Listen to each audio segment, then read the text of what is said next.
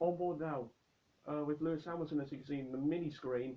Colapinto in the Alpine is getting a toe there from the McLaren of Lando Norris, I think that is, and he goes up into the top 10, it does Franco Colapinto. His teammate Pierre Gasly, though, in the drop zone and in trouble. Perez only 17th. On board with Hamilton, who has been a master of this circuit in recent years. He's hoping to continue that momentum this weekend. He holds on to the fastest time of the session and he does improve. Antonelli now. We're watching the World Championship leader going purple in the middle sector. Antonelli has won the last 3 Grand Prix in a row. He'll be looking to make it 4 this weekend to hang on to that championship lead.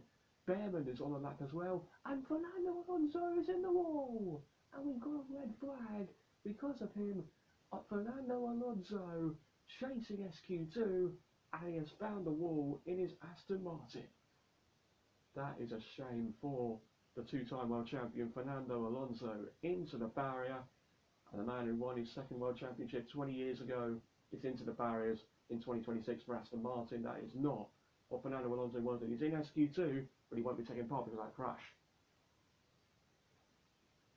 Oh dear, Fernando Alonso, you have to feel for the man really trying his hardest at Aston Martin to see they can get him back to where they were at the start of 2023, of course, but unfortunately for Alonso and Aston, they are just not quick at the moment, and it's another crash for the experienced Spaniard.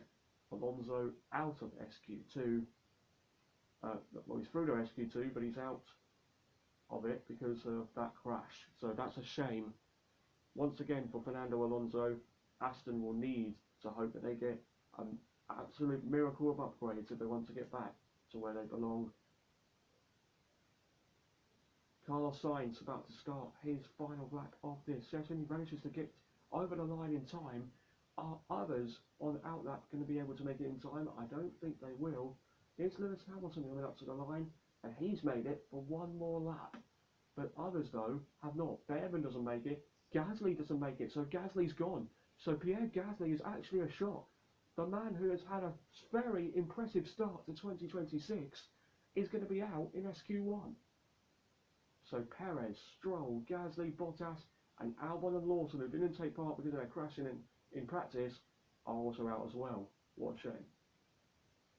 Here's Gabriel Bortoleto, the experienced Brazilian, going into the top 10, and the man in just his second season in Formula 1 in the Audi now is currently 10th fastest. Hulkenberg and Colapinto and Ocon are hoping to get into the top 10 as out of the final chicane, avoiding the wall of champions, goes Nico Hulkenberg. Will he get himself into SQ3? He does at the moment by 300ths of a second. Can anybody take it away from him though? Here's Franco Colapinto in the Alpine coming out of the final chicane. Does well to avoid the wall. Can the Argentine, who scored points in Miami last time out, get through? No, it's only 12th fastest for Franco Colapinto. Ocon, only 14th fastest for him in the Haas. What about his teammate Ollie Behrman? Can he get himself into the top 10? Behrman crosses the line now, and he stays 15th. So not a good lap there for the two Hasses. What about Carlos Sainz, who's actually looking to get himself in on the verge of the top 10? He's setting personal best. That might be good enough for it. Carlos Sainz, who is hoping to get into the top 10 for the sprint in this session, he's going to come up to the line now. Where does Sainz go? And he does go into the top 10. He's got through. That is why Ollie Behrman didn't go faster, because of that mistake he made. So Hulkenberg, Bortoleto, Colapinto, Ocon, Behrman and Fernando Alonso, who had that crash in SQ1, didn't take part in SQ2. Hamilton is looking to see if he's got enough pace to win in Canada once more. He didn't win here since 2019, where of course that was his 6th time that he won at this track. He's hoping for a 7th this weekend. Hamilton, no sorry, he's got 7 wins around this track, as Hamilton. This will be an 8th win if he can win around Canada this weekend. Hadjar can't go quicker than him, neither can Verstappen. He goes quickest in the final sector, but it's 2nd for Verstappen so far.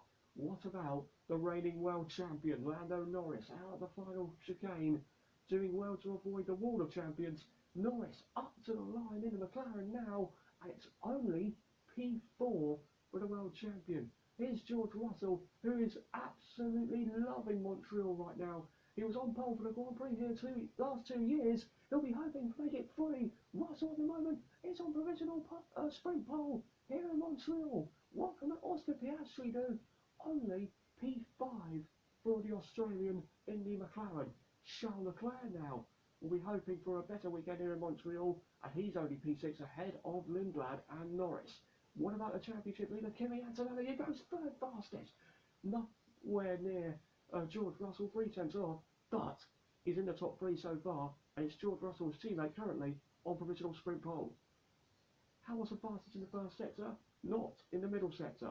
He needs to hope for a final sector of miracles, but he's got a bit wide through the hairpin. That might have cost him some time. Could that maybe cost him the chance of sprint pole? Hamilton going down the back straight now. Norris is in range at the end of the first sector. Verstappen is out of the fight for sprint pole. He's 3.5 tenths off Russell in the middle sector.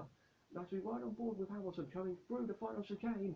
Coming up to the line now. Will this be enough to put Hamilton on sprint pole? No! He's second for Lewis Hamilton, who will miss out on another success here in Montreal. Max Verstappen, who's also had success here in Montreal for 3 times, 2022, 2023, and 2024, not in 2025.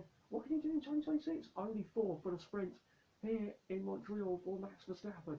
What about Lando Norris? Has he got pace to put his McLaren on the front row? McLaren, who are like the second best team in Miami last time out. Will they be looking to do the same here in Montreal? Russell is flying in the middle sector. Norris onto the front row. So far for the sprint here in Montreal. What can Arthur Lindblad do as he crosses the line? 8th fastest for the rookie in the Racing Bulls. But George Russell should take sprint pole, and he does. Extend his advantage by 2 tenths of a second, and he's gone into the 112s. That should be sprint pole for George Russell. Piastri goes 3rd fastest in his McLaren. What can Charles Leclerc do as he crosses the line? Only 5th for Charles Leclerc. What about the championship leader, Kimi Antonelli? Can he make a sprint pole once again in Formula 1? No! He's on the front row. Misses out on sprint pole by 600ths of a second. And it's George Russell, who adores Montreal, who will take sprint pole position for the sprint in the 5th Grand Prix of the year. That is why he loves Montreal, because he is absolutely quick around this circuit. So this is where Hamilton lost the time by locking up through the hairpin. That's probably what cost Hamilton a chance on sprint pole, and it's only going to be P5 and P6 for the 2 Ferraris, who are at the moment second in the Constructors' Championship, but with McLaren right on their heels, they're under pressure. Sir, P1. Nice. Well done, George. Well done, George. Thank you, Toto. Thank you, Toto. No problem, no problem. So George Russell then, who's been on pole for the Grand Prix for the last 2 years, has taken sprint pole this time out here in Montreal, and a man who is hoping to come back in the championship in a track that he adores so much. He has taken sprint pole, and we'll see what he can do tomorrow. And for the Grand Prix, it's Russell on pole for the sprint in Montreal.